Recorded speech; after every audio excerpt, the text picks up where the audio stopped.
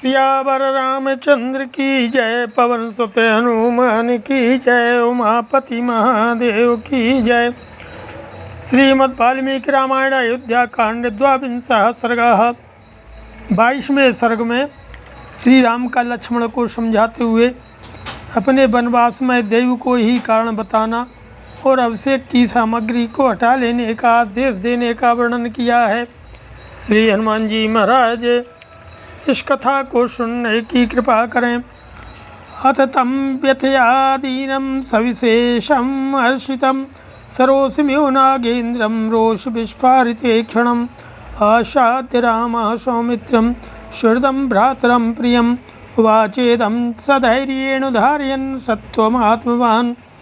श्री राम के राज्याभिषेक में विघ्न पड़ने के कारण सुमित्रा कुमार लक्ष्मण मानसिक व्यथा से बहुत दुखी थे और उनके मन में विशेष अमरस भरा हुआ था। वे रोष से भरे हुए गजराज की भांति क्रोध से आंखें फाड़ फाड़ कर देख रहे थे। अपने मन को वश में रखने वाले श्री राम धैर्यपूर्वक चित्त को निर्विकार रूप से काबू में रखते हुए अपने तैसी सुहृद प्रिय भाई लक्ष्मण के पास जाकर के इस प्रकार बोले कि निग्रही रोषम शोकम च धैर्यमाश्रित्य केवलम अवमानं निरसैनं गृहीत्वा हर्षमुत्तमम् उपक्लिप्तं मदयितनमे अभिषेकार्थमुत्तमं सर्वं निवर्तय क्षिप्रं कुरु कार्यं निरभ्यम्। अरे लक्ष्मण, केवल धैर्य का आश्रय लेकर के अपने मन के क्रोध और शोक से को दूर करो, चित्त से अपमान की भावना निकाल दो और हृदय में भली भांति हर्ष भर कर मेरे अभिषेक के लिए है जो उत्तम सामग्री एकत्रित की गई है उसे शीघ्र हटा दो और ऐसा कार्य करो जिससे मेरे वनगमन में बाधा उपस्थित न हो। सौमित्रेयो अभिषेकार्थे मम संभार संभ्रमा अभिषेक निवृत्त्यर्थे स्वस्तु संभार संभ्रमा। हे सुमित्रानंदन लक्ष्मण, अब तक अभिषेक के लिए सामग्री जुटाने में जो तुम्हारा उत्साह था वह इसे रोकने और मेरे बन जाने की तैयारी करने में होना चाहिए। यस्या मदभिषेकार्थे मानसं परितप्यते माता नः सा यथा न स्यात् सब शंका तथा कुरु। मेरे अभिषेक के कारण जिसके चित्त में संताप हो रहा है उस हमारी माता कैकेयी को जिससे किसी तरह की शंका न रह जाए यही काम करो। तस्याः शंकामयं दुःखं मुहूर्तमपि नोत्सहे मनसि प्रीति संजातं सौमित्रे हमुपेक्षितुम्। हे लक्ष्मण, उसके मन में संदेह के कारण दुख उत्पन्न हो इस बात को मैं 2 घड़ी के लिए भी नहीं सह सकता और न उसकी उपेक्षा ही कर सकता हूँ। न बुद्धिपूर्वं न बुद्धं स्मरामि कदाचनो मातॄणां वा पितुर्वाहं कृतमल्पम च विप्रियम। मैंने यहाँ कभी जानबूझकर या अनजान में माताओं का अथवा पिताजी का कोई छोटा सा भी अपराध किया हो ऐसा याद नहीं आता। सत्यः सत्याभिसंधस्य नित्यं सत्यपराक्रमः परलोकभयाद् भीतो निर्भयोऽस्तु पिता मम। तस्यापि हि भवेदस्मन् कर्मण्य प्रतिसंगते सत्यम नेति मनस्तापस्तस्य तापस्तपेच्च माम। राम भगवान कहने लगे कि पिताजी सदा सत्यवादी और सत्य पराक्रमी रहे हैं। वे परलोक के भय से सदा डरते रहते हैं, इसलिए मुझे वही काम करना चाहिए जिससे मेरे पिताजी का पारलौकिक भय दूर हो जावे। यदि इस अभिषेक संबंधी कार्य को रोक नहीं दिया गया तो पिताजी को भी मन ही मन यह सोच कर संताप होगा कि मेरी बात सच्ची नहीं हुई और उनका वह मनस्ताप मुझे सदा संतप्त करता रहेगा।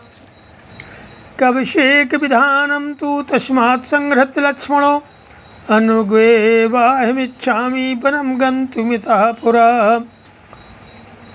हे लक्ष्मण, इन्हीं सब कारणों से मैं अपने अभिषेक का कार्य रोक करके शीघ्र ही इस नगर से वन को चला जाना चाहता हूँ। मम प्रव्राजनादद्यो कृतकृत्या नृपात्मजः श्रुतं भरतमभ्यग्र अभिषेचयतं ततः।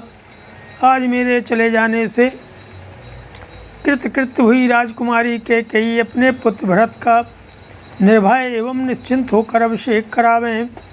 मयि चीराजिन धरे जटामंडल धारणी गतेरण्यम च कैकेय्या भविष्यति मनः सुखम। मैं बलकल और मृग चर्म धारण करके सिर पर जटाजूट बांधे जब वन को चला जाऊंगा, तभी कैकेयी के मन को सुख प्राप्त होगा। बुद्धि ही प्रणीता येनेयं मनश्च सुसमाहितं तम नुनार्हं संक्लेष्टुं प्रव्रजस्यामि माचिरम्। जिस विधाता ने कैकेयी को ऐसी बुद्धि प्रदान की है, सा जिसकी प्रेरणा से उसका मन मुझे वन भेजने में अत्यंत दृढ़ हो गया है, उसे विफल मनोरथ करके कष्ट देना मेरे लिए उचित नहीं है। कृतान्तो सौमित्रे दृष्टव्यो मन्मत्प्रभाषणे राजश्चावतीर्णस्य पुनरेव निवर्तने। हे सुमित्रा कुमार, मेरे इस प्रवास में तथा पिता द्वारा दिए हुए राज्य को फिर हाथ से निकल जाने में विधाता को ही कारण समझना चाहिए। कैकेय्या प्रतिपत्तिर्हि कथम श्यान्मं भेदिने यदि तस्या न भावोऽयं कृतांत विहितो भवेत्। मेरी समझ से कैकेयी का यह विपरीत मनोभाव दैव का ही विधान है। यदि ऐसा न होता तो वह मुझे वन में भेजकर पीड़ा देने का विचार क्यों करती। जानासि हि यथा सौम्यो नाम तृष्ममान्तरं भूतपूर्वं विशेषो वा तस्या मयि श्रुतेऽपि वा स्वभिषेकनिवृत्त्यर्थैः प्रवासार्थैः च दुर्वचैः उग्रैर्वाक्यैरहं तस्या नान्यद्दैवात् समर्थये। हे सौम्य, तुम तो जानते ही हो कि मेरे मन में पहले भी कभी माताओं के प्रति भेदभाव नहीं हुआ और कैकेयी भी पहले मुझ में या अपने पुत्र में कोई नहीं अंतर समझती थी। मेरे अभिषेक को रोकने और मुझे वन में भेजने के लिए उसने राजा को प्रेरित करने के निमित्त जिन भयंकर और कटुवचनों का प्रयोग किया है, उन्हें साधारण मनुष्य के लिए भी मुँह से निकालना कठिन है। उसकी ऐसी चेष्टा में मैं दैव के सिवा दूसरे किसी कारण का समर्थन नहीं करता। कथम प्रकृति संपन्ना राजपुत्री तथा गुणा ब्रूयात् सा प्राकृत्यो स्त्रीमत्पीड्यं भर्त सन्निधौ। यदि ऐसी बात न होती तो वैसे उत्तम स्वभाव और श्रेष्ठ गुणों से युक्त राजकुमारी कैकेयी एक साधारण स्त्री की भांति अपने पति के समीप मुझे पीड़ा देने वाली बात कैसे कहती। मुझे कष्ट देने के लिए राम को वन में भेजने का प्रस्ताव कैसे उपस्थित करती। यदा चिन्त्यं तु तद्दैवं भूतेष्वपि न हन्यते व्यक्तं मयि च तस्यां च पतितो ही विपर्ययः। जिसके विषय में कभी कुछ सोचा न गया हो, वही दैव का विधान है। प्राणियों में अथवा उसके अधिष्ठाता देवताओं में भी ऐसा कोई नहीं है जो उस दैव के विधान को मेट सके। अतः निश्चय ही उसी की प्रेरणा से मुझ में और कैकेयी में यह भारी उलटफेर हुआ है। मेरे हाथ में आया हुआ राज्य चला गया और कैकेयी की बुद्धि बदल गई। कश्चिदैवेन सौमित्रे योद्धुमुत्सहते पुमान् यस्नुग्रहणं किंचित कमणो अन्वन्यन्न दृश्यते। हे सुमित्रा नंदन, कर्मों के सुख दुख आदि रूप फल प्राप्त होने पर ही जिसका ज्ञान होता है, कर्मफल से अन्यत्र कहीं भी किसी जिसका पता नहीं चलता, उस दैव के साथ कौन पुरुष युद्ध कर सकता है। सुख दुखे भये क्रोधौ लाभालाभौ भवाभवौ यस्किंचित तथा भूतं ननु दैवस्य कर्म ततो।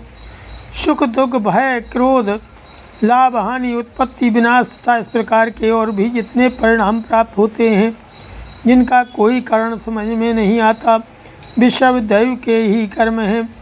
ऋषियोऽप्युग्रतपसो दैवेनाभिप्रचोदिता उत्सृज्य नियमांस्तीभ्रान् भृस्यन्ते काममन्युभिः अशङ्कल्पितमेवेहो यदकस्मात् प्रवर्तते निवर्त्यारब्धमारम्भैः ननु दैवस्य कर्म ततो।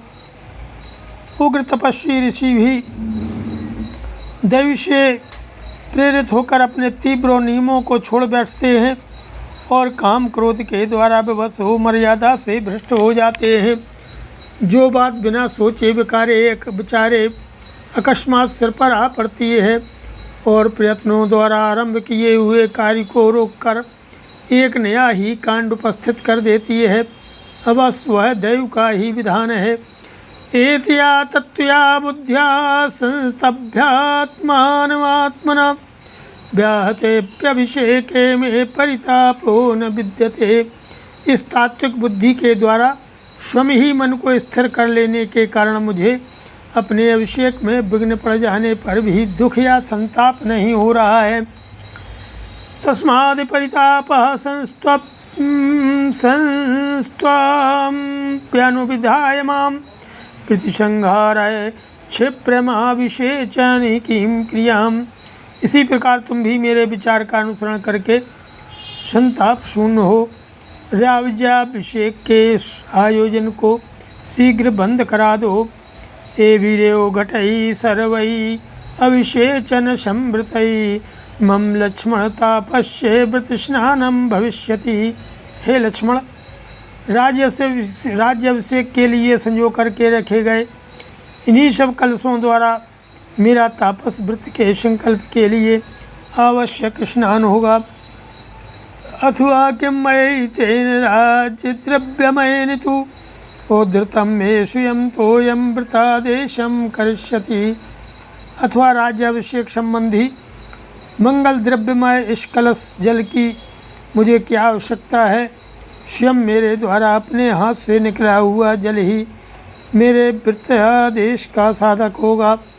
मां च लक्ष्मण संतापम कार्षीलक्ष्म्या विपर्यये राज्यं वा वनवासो महोदय। न लक्ष्मणास्मन्मं राज्य विघ्ने माता यस्य विशंकितया दैवाभिपन्ना न पिता कथंचित् जानासि दैवं हि तथा प्रभावम्। हे लक्ष्मण, लक्ष्मणी के उलटफेर के विषय में तुम कोई चिंता न करो। मेरे लिए राज्य अथवा वनवास दोनों समान हैं, बल्कि विशेष विचार करने पर वनवास ही महान अभ्युदयकारी प्रतीत होता है। हे लक्ष्मण, मेरे राज्याभिषेक में जो विघ्न आया है इसमें मेरी सबसे छोटी माता कारण है। ऐसी शंका नहीं करना चाहिए, क्योंकि वह भी तो दैव के अधीन थी। इसी प्रकार पिताजी भी किसी तरह इसमें कारण नहीं है। तुम तो दैव और उसके अद्भुत प्रभाव को जानते ही हो, वही कारण है। श्रीमद् रामायण वाल्मीकि आदि काव्य अयोध्याकांडे 22 सर्गा। हनुमान सियावर रामचंद्र की जय।